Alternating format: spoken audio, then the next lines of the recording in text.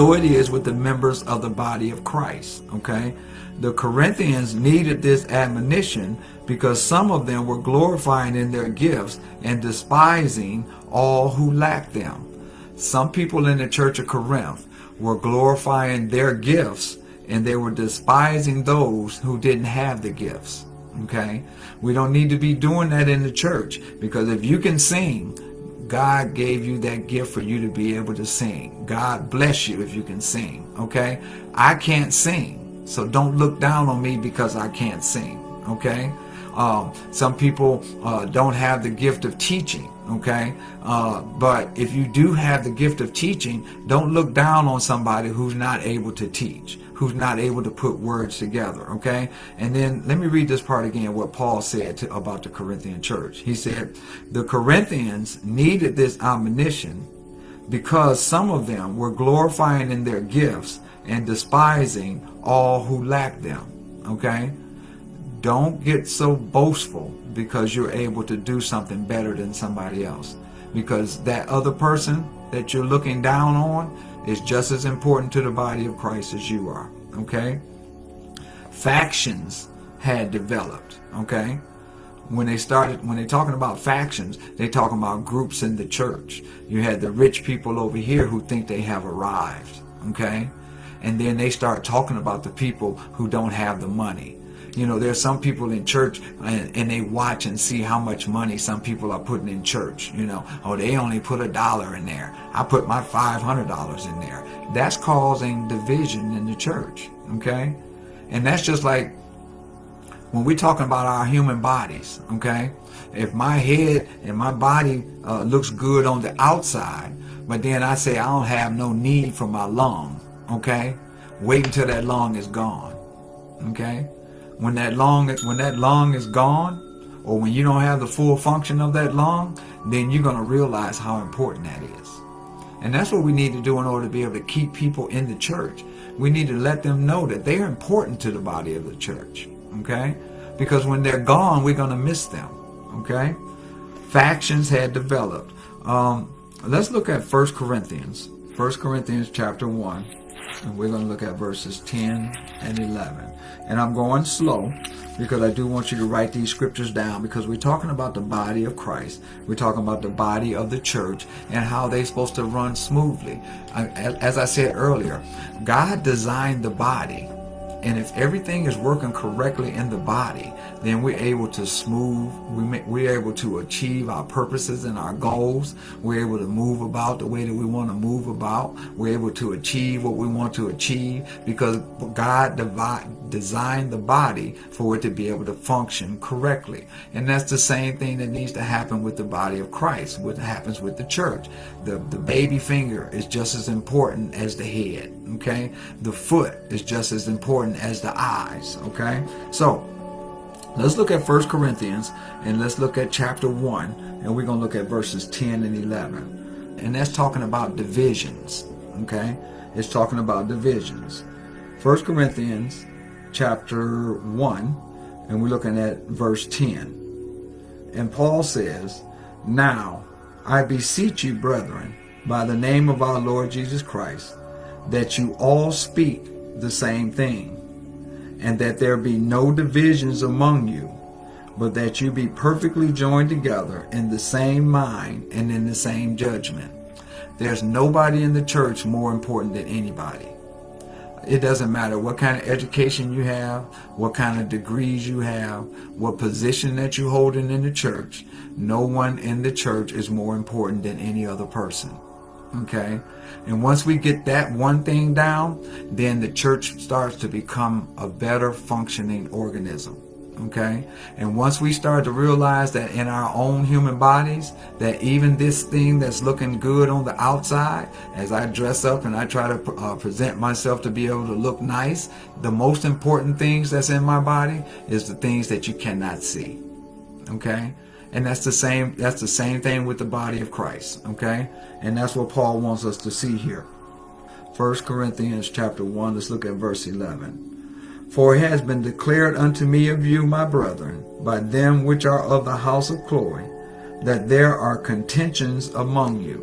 And those contentions in the study Bible, it says, we will see that these contentions centered on disagreements concerning the cross. We should not have any disagreements of what's going on in the Gospels of Jesus Christ. Okay?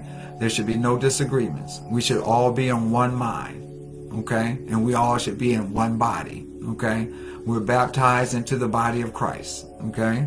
So we were just looking at 1 Corinthians chapter 1. We were looking at verses 10 and 11. And factions had developed and were evident even at their observances of the Lord's Supper.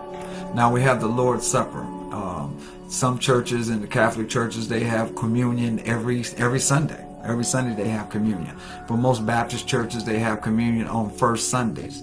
But what was happening at the Corinthian church is that the rich people, those who were more well off, they were using the Lord's Supper as a time for them to drink all the wine. They were coming into the church during the Lord's Supper, and they were just eating the food, eating the bread and things like that represented Christ's body. They were eating that stuff in order for them to get full. And that's not what it was about. He said, "Do this in remembrance of me." And that's what the first supper is about. The Last Supper is about. When we're talking about that in Corinthians chapter 11, let's look at that. Let's look at the Lord's Supper, and how they were treating it. Okay. Because they thought they were better than someone else. They were in a better position than someone else. They were the ones that was pouring the wine and setting the table up for everything for the Lord's Supper, and they were taking advantage of it. And they were leaving other people out, and they were misusing it for the purpose of what it was called for. Okay? So the factions, those different groups of people, and were evident even at the observances of the Lord's Supper. Let's go to 1 Corinthians chapter 11. Please turn with me to 1 Corinthians chapter 11. And we're talking about how the body of Christ should function. And then how we had some dysfunction in the church. And what I'm trying to get us to do right now is to get our churches to be able to function better.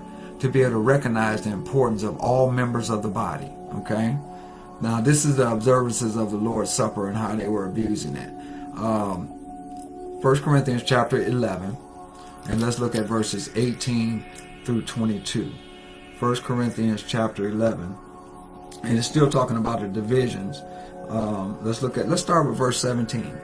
1 Corinthians chapter 11. And let's start with verse 17.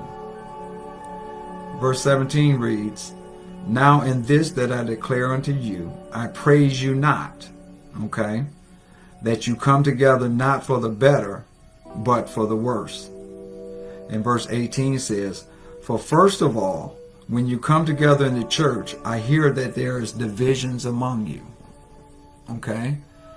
Here's Paul talking to the church of Corinth, because church of Corinth was beginning to be corrupt because of the divisions, because of the factions, because of the different groups. That's what factions mean. It means different groups of people in the church. Those who have arrived, those who have the degrees, those who have the good jobs, those who not as successful as someone else. Okay, so I'm gonna read that again. 1 Corinthians chapter 11. I'm gonna read verse 18 again. 1 Corinthians chapter 11. I'm gonna read verse 18 again. And I'm going slow because I want to give you time to be able to write the scriptures down for you to be able to go back and see them again. Okay, 1 Corinthians chapter 11, talking about divisions, and verse 18.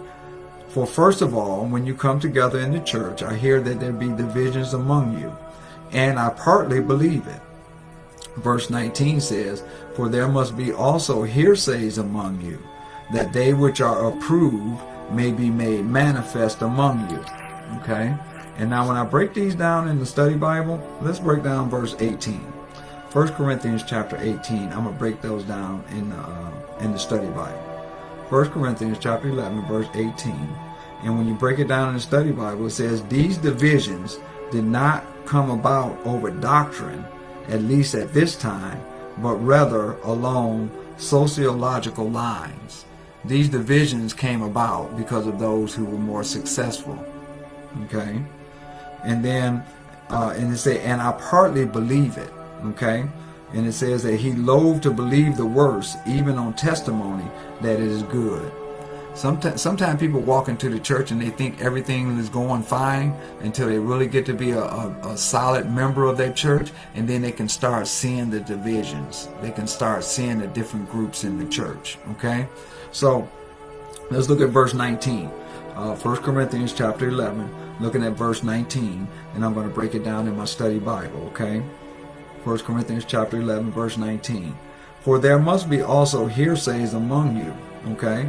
And it says a departure from the word of God, that they which are approved may be made manifest among you. Contains the idea that those who were prosperous were claiming that they were the approved ones. And that sounds familiar. Those who are prosperous, sometime in the church, they put themselves as though they are the ones that's approved, and they're better than somebody else. Paul was writing to the church of Corinth that the church should work together in harmony and use their gifts according to the way God distributed them. We're going to talk about the gifts and the different gifts that have been distributed in the church. And we all have been distributed a gift, and we need to work in our gift in order for the church to be able to work together harmoniously. Okay? No one is better than anyone else. And you know, one of the best ways that you can have your church to function in a good way is to practice humility. And when you practice humility, and one of my definitions of humility is to think of yourself less. Okay? Not be selfish, but think of yourself less. If we start thinking more about other people in the church, then the church works better harmoniously by us thinking of other people. Okay?